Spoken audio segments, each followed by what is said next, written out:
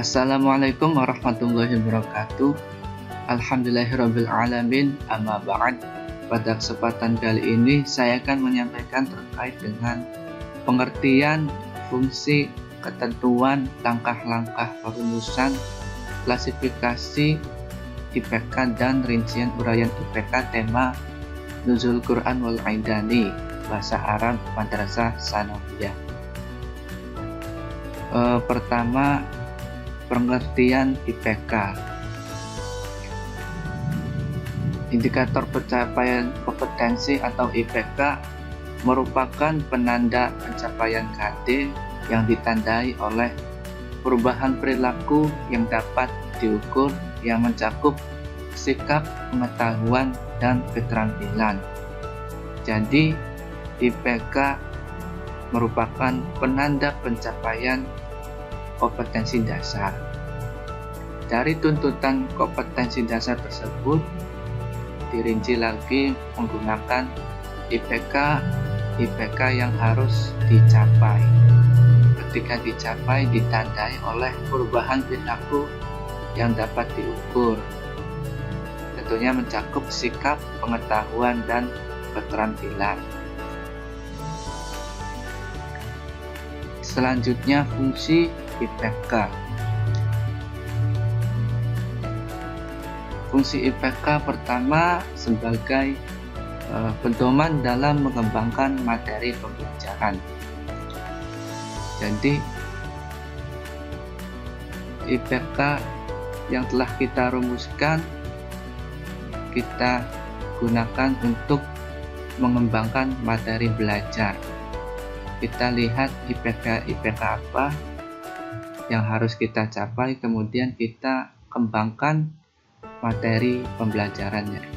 Kemudian yang kedua yaitu pedoman dalam mendesain kegiatan pembelajaran. Jadi dalam mendesain kegiatan belajar kita juga merujuk pada IPK. IPK yang dirumuskan apa yang harus dibutuhkan dalam mencapai IPK tersebut, kemudian kita desain kegiatan sesuai dengan IPK. Yang kedua yaitu pedoman dalam mengembangkan bahan ajar. Dalam mengembangkan bahan ajar kita juga melihat dari IPK. IPK yang sudah dirumuskan, pencapaiannya yang dibutuhkan apa, dan itu kita mengembangkan bahan ajar dari IPK yang telah dirumuskan. Keempat, pedoman dalam merancang dan melaksanakan penilaian hasil belajar. Jadi dalam melaksanakan atau merancang penilaian hasil belajar kita menuntut untuk mencapai IPK yang harus kita capai. Apakah IPK tersebut sudah tercapai sepenuhnya? Apakah belum? Kita buat penilaian, merancang penilaian dari IPK tersebut. Kemudian ketentuan perumusan IPK. Pertama, indikator atau IPK dirumuskan dari KD. Jadi dalam menentukan IPK kita harus memperhatikan KD. Apa tuntutan KD, kemudian kita rumuskan IPK-nya. Yang kedua yaitu menggunakan kata kerja operasional atau KKO, tuntutan yang dapat diukur. KKO mencakup C1, C2, C3, C4 sampai C6 itu. Kemudian yang ketiga, indikator dirumuskan dalam kalimat yang simpel, jelas, dan mudah dipahami. Jadi dalam menentukan IPK kita menggunakan kalimat yang simpel, jelas, dan mudah dipahami supaya nanti IPK tersebut memang benar-benar dituju. Yang keempat, tidak menggunakan kata-kata yang bermakna ganda. IPK harus simpel, jelas, dan mudah dipahami seperti tadi. Tidak menggunakan kata yang bermakna ganda. Kemudian hanya menggunakan satu tindakan dan satu materi. Jadi IPK menggunakan satu tindakan atau bisa juga satu KKO, satu kata kerja operasional. Seperti kalau membaca, yang membaca, memahami, yang memahami, mengidentifikasi, mengidentifikasi. Seperti itu. Tidak boleh seperti KD yang menggunakan banyak tindakan, seperti memahami, mengidentifikasi, dan lain-lain. Kalau IPK lebih rinci, lebih simpel. Kemudian yang terakhir, memperhatikan karakteristik mata pelajaran, potensi dan kebutuhan siswa, sekolah, masyarakat, dan lingkungan. Jadi dalam merumuskan IPK juga memperhatikan karakteristik mata pelajaran, memperhatikan potensi dan kebutuhan siswa. Jangan sampai dalam merumuskan IPK kita tidak memperhatikan kebutuhan atau potensi siswa dan sekolah. Tentunya ya, kalau memperhatikan potensi dan kebutuhan yang sekiranya IPK itu benar-benar tercapai. Kemudian langkah-langkah merumuskan IPK. Dalam merumuskan IPK yaitu kita menggunakan langkah-langkah tentukan kedudukan KD dari KI 3 dan KD dari KI 4 berdasarkan gradasinya dan tuntutan KI. Jadi dalam merumuskan IPK, langkah merumuskannya, tentukan KD-nya terlebih dahulu. KD dari KI 3 dan KD dari KI 4 itu tuntutannya seperti apa. Kemudian kita nanti akan rumuskan. Kemudian tentukan dimensi pengetahuan. Nah, IPK itu pengetahuannya, dimensinya apa? Apakah faktual, konseptual, prosedural, atau metakognitif? Faktual seperti mengingat, konseptual memahami, prosedural mengidentifikasi, menyaji, metakognitifnya baru menganalisis, mencipta. Nah, tentunya dalam menentukan IPK dari faktual kemudian ke metakognitif. Ketiga, tentukan bentuk keterampilan, apakah keterampilan abstrak atau konkret. Untuk keterampilan konkret menggunakan kata kerja operasional sampai membiasakan. Jadi maksudnya keterampilannya itu seperti apa, kemudian kita tentukan kata kerja operasionalnya. Kemudian yang terakhir, rumusan IPK pada setiap KD dari KI 4 minimal memiliki 2 indikator. Jadi pada setiap KD dari KI 4 minimal memiliki 2. Tidak boleh 1. Dilanjut kemudian di sini klasifikasi IPK. Setiap IPK memiliki klasifikasi. Adapun yang pertama yaitu indikator kunci. Indikator kunci merupakan kompetensi minimal yang terdapat pada kompetensi dasar. Indikator kunci harus memiliki sasaran untuk mengukur ketercapaian standar minimal dari KD. Jadi indikator kunci itu indikator yang paling utama, indikator yang terdapat pada KD-nya yang harus tercapainya. Indikator kunci memiliki sasaran untuk mencapai ketercapaian dari standar minimal dari KD. Kemudian ada indikator pendukung. Indikator pendukung bertujuan untuk membantu peserta didik memahami indikator kunci. Indikator pendukung disebut juga indikator prasyarat, yang berarti kompetensi yang sebelumnya telah dipelajari peserta didik berkaitan dengan indikator kunci yang dipelajari. Jadi ada indikator sebagai indikator pendukung. Indikator pendukung merupakan prasyarat untuk memahami indikator kunci yang berkaitan dengan indikator kunci. Kemudian yang ketiga ada indikator pengayaan. Indikator pengayaan mempunyai tuntutan kompetensi yang melebihi tuntutan dari standar minimal kompetensi dasar.